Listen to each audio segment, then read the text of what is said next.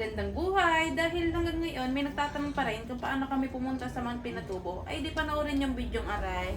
Ay syempre bago umalis, inayos ko muna rin ipamimigay sa mga batang ita doon.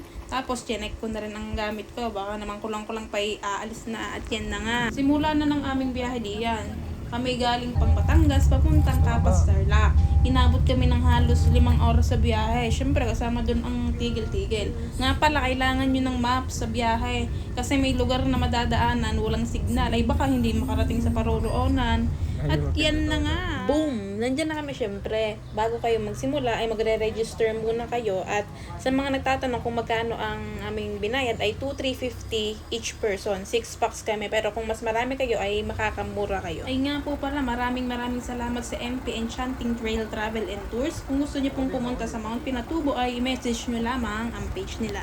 Tapos ayun, magsisimula na yung 4x4 ride namin dyan. Ay sa bungod pa nga lang ng aming dadaanan ay mayroon ng mga ita doon.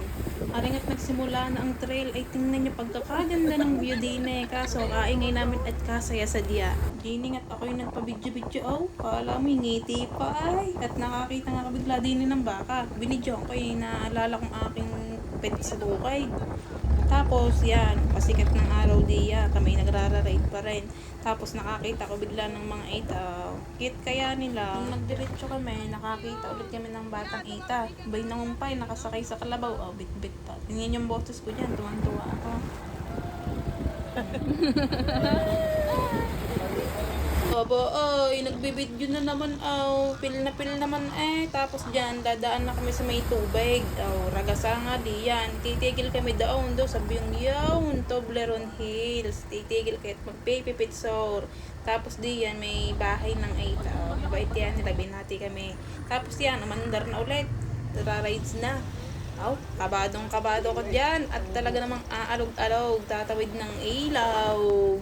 Makita nyo dyan, super trail talaga. Ay pagkatapos nga, nakakita ko ng batang Aita. Di binigyan ko ng aking inayos ng gabay. Tapos sabi nila, tapos bago kami umalis, salamat sila. Sadyang kababait nila. Iyan na nga, sumikat ng araw. Inabot na kami. Di syempre, nagrara-ride pa rin ng 4x4. Kita nyo yung batang malalaki. Galing daw yun sa pagsabog ng Mount Pinatubo. At sa wakas, nakarating din. Halos 2 oras nagra-ride. Ayan, simula na ng aming paglalakad din. Nagpa-video-video, tawa. Yan. Tumaga sana, basa ang paa. Hindi naman ay kasaya. May patugtog pa ang mga ita. Kaya talaga namang the best. Tapos di yan, nagpalakad-lakad na. Basa ang paa. Tapos sinikatan pa ng araw. Inabot na. Ako nagpa-video-video ulit. Ngiti muna. Ari na nga't nakakita ng pagtripan. Abay, kumain muna kami daon. Walang problema din. Hindi kaya magugutom. May tindahan ng inumin, ng pagkain. Pwede nga kanila rice day yan. Ay sadyang hindi magugutaw. Ay pagkatapos nga yan, nagrekta lakad na ulit. Gatutuo na Makita nyo dyan sa dadaanan nyo. Super ganda talaga ng paligid.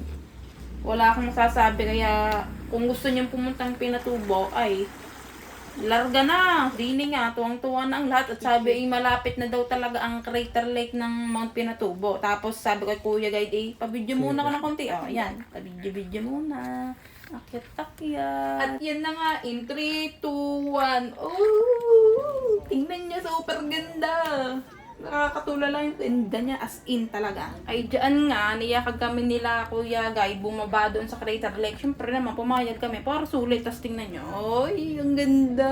Hindi na ng tubig, pero kayong pupunta sa palayo at paniguradong malalim yan. Ako ngayon nagpa-video-video na lang muna. Tapos din yan, ang ganda ng paligid. Binidyohan ko, ayun yung nakapalibot sa inyo kapag nakababa doon kayo sa may Crater Lake. At sa sobrang saya ko nga yan, nagbasa ako ng paa, kasarap ba na makalamig. Tapos yan, video ulit ako. Tamang lang, video bago umalis, bago umakyat. Ay, syempre, hindi ko naman makakalimutang videohan niya para naman may alaala, diba? Tapos nagsimula na kami ulit diyan bumaba. Lalakad kami ng mahigit 2 oras ata ulit diyan ang aming lakad pabalik doon. Ayan, nag-video lang ako sa paligid. Habang naglalakad nga, may nakita ulit kaming mga Aita. Di binigyan namin ng aming daladala. Nag-A na naman. Ang cute nila talaga. Paringat buti na videohan ko mga puting yan. Ayan daw ay yung abong nabuo galing sa mga Pinatubo no sumabog. Tinan nyo, gayang kataas dadaanan nyo din nanakbo na nga ako at nahiwan na. Puro ba naman video. Nung nakababa na nga kami, sasakay na ulit kami sa 4x4. Di bali, 1 oras at kalahati kami bago nakababa. Tapos magbabiyahin na dyan. Mga 2 oras pabalik doon sa aming pinagsimulan. Pil na naman niya. Yan, ang itsura ng aming dinaanan diyan. Talagang matataas. Tinan yung 4x4. Asti, dadaan yan diyan sa tubig. Dahil ako si pabidyo-bidyo na naman. Ayan, kahit aalog-alog pabidyo-bidyo, tawa ng tawa. Tapos din may nasiraan sa tunay na daan. Ay di gumawa ng daan ng iba. O, ayan, na-traffic pa nga kami dyan. Pare, tingnan nyo, dadaan yan sa bagong ginawa nilang daan. Ahon din naman malalakas ang mga 4x4 dyan, kaya walang problema. Parang alang talaga kayong naglagay doon sila at bigaw na So yan, sila tatay, nakaahon na din. Yun. Okay, nakaahon na. Yan, nag-video na ako diyan dahil nakalabas na kami dun sa mga alog-alog. Tatag naman yan. Asbukan naman ang gininda. Talaga na mga likabok Tingnan nyo ka binidyo ko. Kala mo sa pelikula astig. Ay, syempre ako, nagpa-video-video ulit ng nakataligod para pinipin ang ride sa 4x4. Tapos dyan, hindi na nga likabukan, putik naman. Kaya tawa kami ng tawa. Talagang talisikan sa katawan namin yung mga putik. Abay, nakulat nga kami bigla. Dumaan na naman sa alikabukan. Ay, di, puti-puti ang paligay. Ako naman gayon, ako'y talaga namang enjoy talaga. Sinasabi ko sa inyo, sobrang saya ko. As in, tawa sa video. Dini nga, pauwi na. Nakakita ko mga itang cute. Naliligo sila doon sa may ilog. Ayun, enjoy talaga sila sa buhay na ganyan. Yun nga, malapit na kami sa aming pagbababaan. Mga kulang-kulang 2 oras kami bago makabalik. Tapos dyan, yan. May nakalagay. Thank you, syempre, binidyohan ko. Thank you, pinag-binidyohan ko yung kalsada sa labas. Nakakita ako ng banderita. Sabi ko nga kay Kuya Gate, okay, mamimiss na muna. Sobrang solid at saya nga ng experience. Hindi ko naman ayun, bababa na pala yan nga ako. Safe na. Salamat po, Kuya Driver at Kuya Guide. Tsaka po sa MP Enchanting Trail Travel and Tours sa mga 8 na nakasalamuhan namin at sa ibang tao. Syempre sa mga pinatubo. Solid, punta na kayo kaya tara na!